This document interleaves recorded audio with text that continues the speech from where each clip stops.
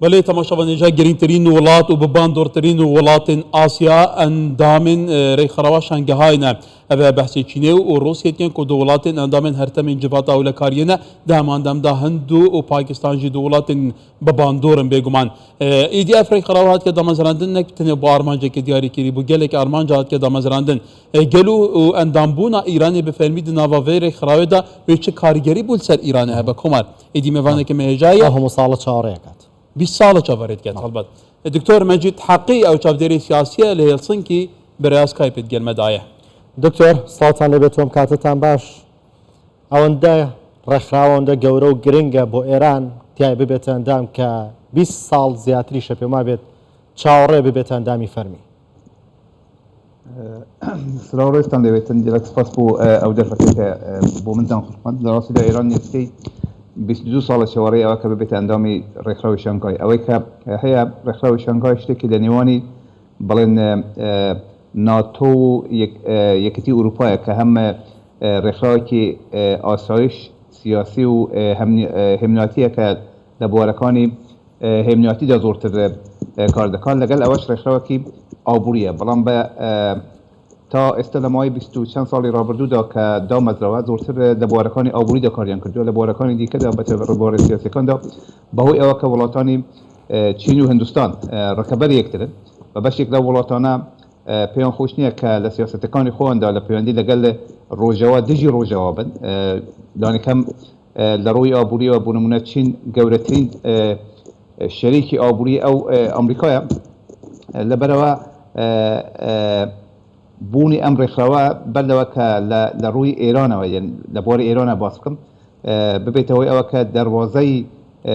گەشەی ئابووری بۆ بکرێتەوە لەوانەیە ئێران هەوڵ بدەن لەو مەوایدا کە خەریکە تەریک دەکەوێتن لە ئاستی جیهانیدا بەتایبەت لە وڵاتانی ڕۆژەوەدا دەتوانێت دەرفەتێک بۆ خەڵک کە لە تەریکاتی سیاسیدا دەرکەوێت لە ڕووی ئابووری ئەمە پێم وانییە کە کارگەریەکی زۆری دانیکەم لە کورتخوایاندا بۆ ئێران هەبێت بە چەند هۆیەوە یەکەمەوە کە ئێران بەهۆی ئەوە کە جارێ ئەندامی FATF نییە بە چونکە FATF نییە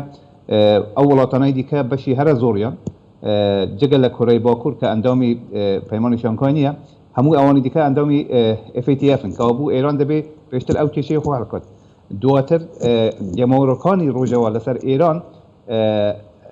ئەم سنوورە بۆ ئێران پێش تێنێت کە تەنانەت لە پەیوەندیەکانی ئابووریشدا لەگەڵ ئەو وڵاتانەدا نتوانێت بەو شێوەیە کە هەیە خەڵک لەو دەرفەتانەی هەبێت بەرگرێت بەهۆی ئەوە کە تا ئەم گەماڕۆنە نەچێت بە تایبەتی وڵاتانی وەکو چین و هندستان کە ئاستی ئابووری و ئاستی تجارەتیان لەگەڵ وڵاتانی ڕۆژەوە یەکجار زۆرە پێم وانییە بۆ ئێرانێک کە لە ڕووی ئابووری گشتی جیهاندا یعنی تەنیا سەدا 0.9 لە سەدی هەموو ئابووری جیهان پێک دێنێتن بیانەوە ڕستێکی وا گەورە بکەن توزان دکتۆر تایبەتیجی گواردنên جیۆپۆلیتیکên vê dîmayîkê li deverê çêbûyî rolê Rûsya û Çînê li devera rojhilatînavîn jî ya berçavê tê berçavgirtin. Îran xwe jî di dûrpêçekê cîhanî daye heta digel welatên bibandorên deverê jî peywendiyên wê gelekî baş nîne. Kevata gel û bûne endama Îranê di vê rêxrawê da. Dikare hinekî bêhna Îranê berfirehtir lê bike? وقتی ما عرض کرد باشا پیشش دادی یعنی ایران باشی بلکه یک لیوان رایت که بو ایرانه هست ایران لتنیتی در کرد ایران ویگویل به آواتی جلک برفره لحال ایزوله بونه لآسلینا نتویدا بون به اندام وی لکرد خواهند داده شیطن ببیت سببی که لإیزولتی در کرد لدلیش خواهند دا اگر بیتو ایران همو او مرجین که بو آبوریه که نونتوی ساغلام تندرست بیگ بیتن و رخصنا شانگهای یا پیمان شانگهای جلوی حالتی که زورتر پیوندیت تعارفینه حتی پیوندیت آبوریه که امید که بونمونه وقت اروپا بینه اگر رخصنا شانگهای اموکی یکیتی اروپا برچاو بگیرن که بوی شوینی نه برکل یکیتی اروپا ده بونمونه اوج پیمانه که هم سیاسیه هم آبوریه پیمان آبوری بوی وقتیه که آمانه گمرکی له هول برناجرن ده آستی تجارت ناخوی ده راحت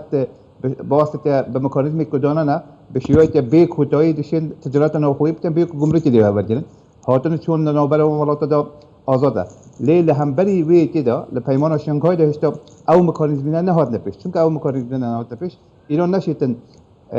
مفاها آبرویی ورگیرید بلی مفاهیم که وقت معرض لباری پروپاگاندا یا خویت دی بیشتر اندام پیمانه که نونتوینه. بەڵێ دکتۆر هۆکار چی بووە ینی 22 ساڵا و داوای ئێران قبول نەکرا و نەکراوتە ئەندامی فەرمی ڕێکخراوی شەنگەهای یک له هۆکارەکراوی هەرە گرنگی ئەوەیە کە ئێران پەیمانی FATF نەبووە ئێران هیچ کام لە مەرجەکانی بوون بە ئەندامەتی بەتایبەت لە بواری ئابووری و لە بواری مەسەلەی تەنانەت ئاسایشتە پڕ نەکردووە ئێران یەک لە وڵاتانە بوو کە کێشەی لەگەڵ کاتی خۆی پشتیوانی لە چێچەنیەکانی کردووە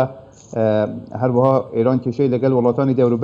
دەوروبەری خۆی هەبووە ئەمڕۆژ لە قسەکانی خۆیدا سەرۆکی هندستان کە سەرۆکی دەورەیی ڕێکخراوی شانگهای بووە باس لە پێویستی خەبات بە هاودەنگی لە خەبات دژی تۆرۆریزم کردووە و باسی ئەوە کردووە کە وڵاتان دەبێت بوێر بن لە خەبات دژی تۆرۆریزمدا ئەمە شتێکە کە زۆر بەدڵی ئێران نیە چونکە ئێران یەک لە وڵاتانەیە کە پشتیوانی تۆرۆریزمی جیهانیە بێگومان ئەگەر ئەو کێشەکانی نێوانی ڕۆژاوا بەتایبەتی لە ماوەی 2 ساڵی ڕابردوو لەگەڵ چین و رووسیا نەبووە لە مەسەلەی تایوان و مەسەلەی بڵێم ئوکراین نەبووە لەوانەیە ئێران بۆ ساڵهای ساڵ دیسا لە پشتی دەواازەی چاوەڕوانی ئەندامەتی ئەم ڕێکخراوە ڕاستە بوو. بله برس دکتۆر مەجید حەقی چاودێری سیاسی لە هێلسنکی گەلێک سپاس دکتۆر سپاس بۆ بەڕێستان دکتۆر.